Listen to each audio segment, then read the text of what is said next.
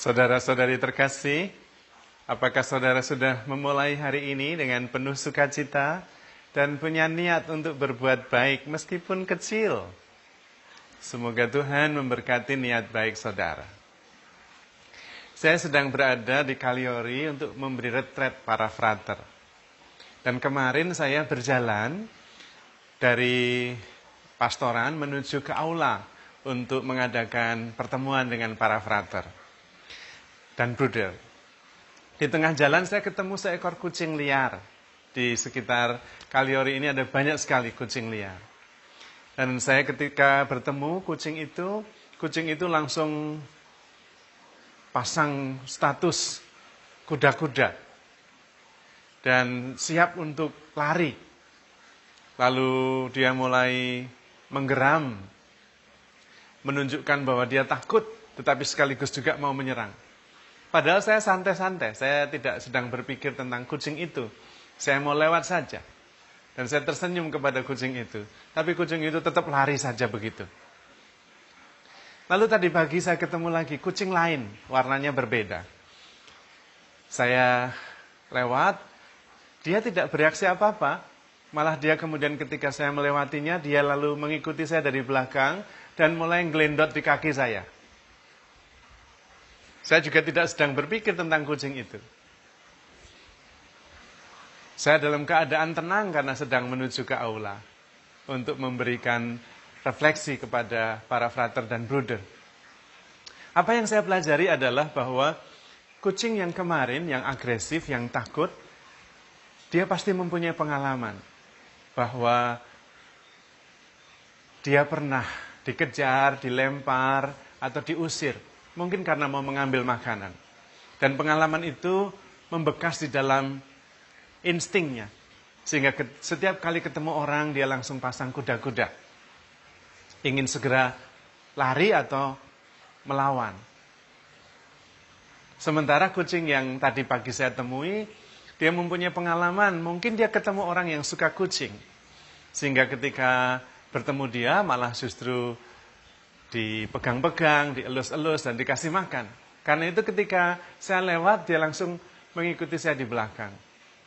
Jadi sebetulnya, bagaimana kita bereaksi, itu pertama-tama disebabkan oleh ingatan, proses psikologis yang terjadi di dalam diri kita, berdasarkan kenangan masa lalu.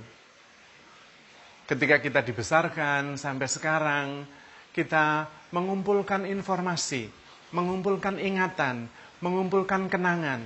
Dan itulah yang kemudian menjadi knowledge. Dan berdasarkan pengetahuan itu, terjadi proses psikologis di dalam diri kita. Karena itu kita mempunyai reaksi tertentu terhadap peristiwa maupun orang. Orang yang agresif, kemungkinan besar mengumpulkan informasi, kenangan dari masa lalu, bahwa dirinya safe kalau dia agresif. Orang yang tenang mungkin di masa lalunya mempunyai pengalaman bahwa hidupnya sungguh-sungguh nyaman dan tenang. Orang-orang di sekitarnya bukan ancaman. Karena itu dia reaksinya juga tenang. Sebetulnya kita ini mempunyai kualitas yang sama. Kita semua juga menghendaki yang sama. Ingin menemukan kebahagiaan. Ingin sungguh-sungguh menemukan kehidupan yang kekal. Tidak akan berakhir hidupnya di dunia ini. Dan ingin sungguh-sungguh bisa menikmati kehidupan ini dengan tenang dan damai. Semua menghendaki hal itu. Tetapi pengalaman yang dilalui tidak sama.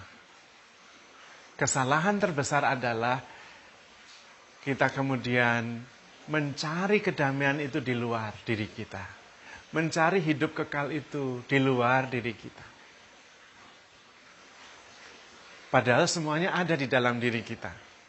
Kalau kita mengenal siapa diri kita akan menemukan sukacita yang abadi dan kita juga akan menemukan kehidupan kekal di dalam diri kita. Kepada umat di Kolose, Tuhan Yesus mengatakan, Tidak ada budak, tidak ada orang merdeka. Tidak ada orang Yunani, tidak ada orang Yahudi. Yang ada adalah Kristus yang ada dalam diri kita semua. Itu artinya di dalam diri kita itu ada Kristus, ada Roh Kudus, ada kehidupan ilahi yang utuh, penuh, sempurna. Kenapa kita tidak bisa menemukannya? Karena kita mencarinya di luar diri kita. Padahal semua ada di dalam. Kehidupan kekal, kebahagiaan, ketenangan, yang ilahi, ada di dalam diri kita, Roh Kudus. Nah kalau kita mencarinya di luar ya tidak ketemu. Yang ada justru kita menyalahkan. Karena kita tidak menemukannya. Dan kemudian kita menyalahkan orang lain, menyalahkan lingkungan, menyalahkan alam, menyalahkan yang lain. Padahal yang salah ya kita, salah arah dalam mencari yang ilahi, mencari kehidupan kekal, mencari kebahagiaan. Kalau kita menyadari dan kemudian mengadakan perjalanan ke dalam, kita akan bertemu dengan yang ilahi. Karena Tuhan sendiri juga mengatakan dalam Injil Matius bab 25, apapun yang kamu lakukan kepada saudaraku yang paling hina ini, kamu lakukan untuk aku. Juga di dalam surat Rasul Paulus kepada umat di Kolose dikatakan bahwa segala sesuatu diciptakan oleh Dia dan untuk Dia. Maka kita ini menemukan kebahagiaan kita yang sejati kalau kita menyadari bahwa di dalam diri kita ada yang ilahi, ada Roh Kudus, ada Kristus sendiri. Karena memang kita diciptakan oleh Dia dan untuk Dia.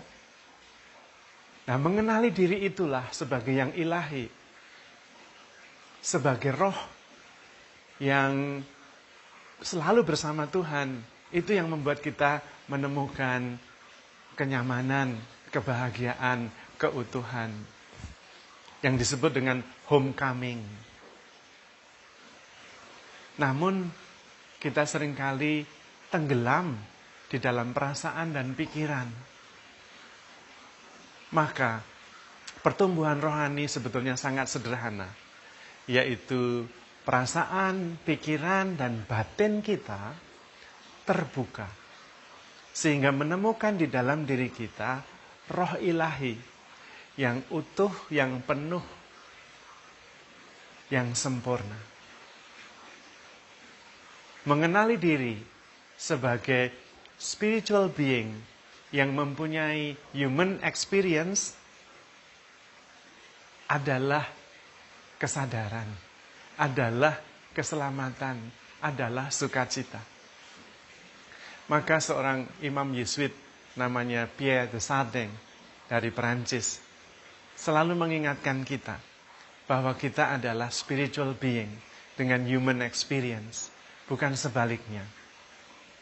Sayang, kita semua sebetulnya mencari yang ilahi, yang jati diri, mencari diri sejati, mencari yang ilahi, tetapi mencarinya di tempat yang salah, mencarinya di luar, ya tidak akan ketemu. Yang ada hanyalah frustrasi.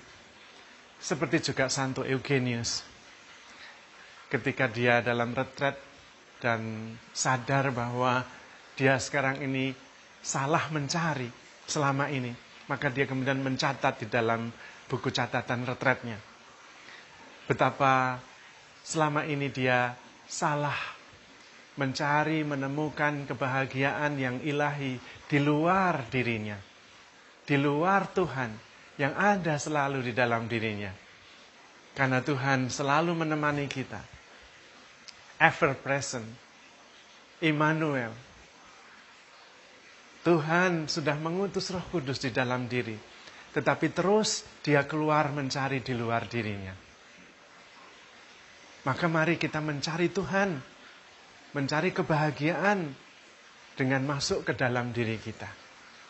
Tidak ada kebahagiaan di luar Tuhan. Tidak ada kebahagiaan di luar diri, kesadaran diri bahwa di dalam diri kita ada Tuhan, ada Roh Kudus, ada juga yang ilahi. Tidak ada budak, tidak ada orang merdeka. Tidak ada orang Yunani, tidak ada orang Yahudi. Yang ada adalah Kristus di dalam semua. Karena kita diciptakan oleh Kristus dan untuk Dia. Maka apapun yang kita lakukan kepada saudara-saudara kita yang paling hina, kita lakukan untuk Kristus. Dan Kristus itu sudah ada di dalam diri kita. Kita tinggal membuka diri, menyadari, dan menemukannya, dan mensyukurinya. Maka handle yourself with care, because you are loved. Tuhan memberkati.